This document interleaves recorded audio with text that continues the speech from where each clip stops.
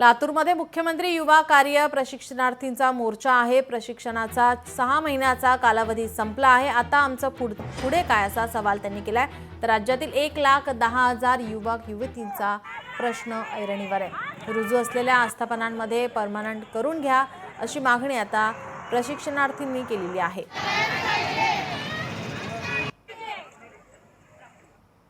मुदत संपल्यानंतर या बेरोजगारांचं पुढे काय हा प्रश्न त्यांना भेडसावतो आहे आणि या प्रश्नाला हा प्रश्न घेऊन राज्य शासनाचं लक्ष वेधण्यासाठी आज आम्ही या युवा प्रशिक्षणार्थ्यांचं मुदतवाढीसह समायोजन झालं पाहिजे आणि त्यांचं वेतन वाढलं पाहिजे या प्रमुख मागणीसह आज जिल्हाधिकारी कार्यालयासमोर आम्ही धडक मोर्चा काढत आहोत। मागण्या जर मान्य नाही झाल्या तर आझाद मैदानावर आमचं आमरण उपोषण, 5,000 बेरोजगार तरुणांचं मुंडन आंदोलन, मुख्यमंत्र्याच्या घराला घेराव, आमदार खासदारांच्या घराला घेराव आणि महाराष्ट्रामध्ये सर्व तहसील कचेरीवर धरणे आंदोलन वेगवेगळ्या माध्यमातून आम्ही राज्य सरकारला घेरणार।